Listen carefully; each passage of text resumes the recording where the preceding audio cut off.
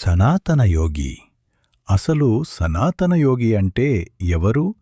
ఈ విశ్వసృష్టికి ఆది నుండి యుగయుగాంతాల పాటు అచంచలంగా నిలిచిన మహాతత్వం ఒక్కటే ఉంది. అది పరమేశ్వరుడే. అతనే సనాతన యోగి.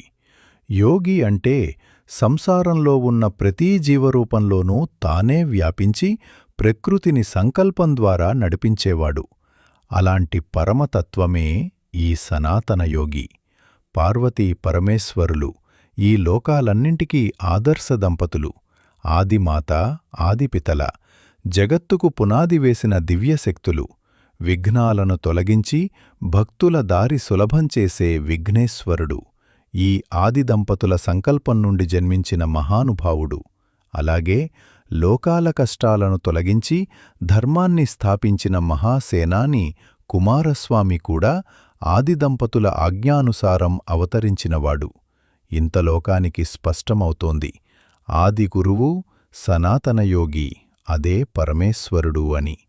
యుగాల మార్పులో మానవుడు తన స్వరూపాన్ని మరిచిపోయినప్పుడు, లోకాలు అంధకారంలో నిలిచిపోయినప్పుడు, యోగతత్వాన్ని మళ్లీ వెలిగించటానికి ఆ అదిగురువు స్వయంగా అవతరించాడు. తన అంశంతోనే శ్రీకృష్ణుడిగా అవతరించి భగవద్గీత రూపంలో యోగా మార్గాన్ని లోకాలకు ప్రసాదించాడు.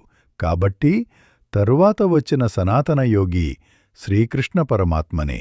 మనకు దగ్గరగా ఉన్నా, మన హృదయాల్లో నిలిచిపోయిన ఆ బాలకృష్ణుని లీలలను గుర్తుచేసుకుంటూ ఈరోజు సనాతనయోగి వైభవము అనే పేరుతో ఈ దివ్య ప్రయాణాన్ని ప్రారంభిస్తున్నాము.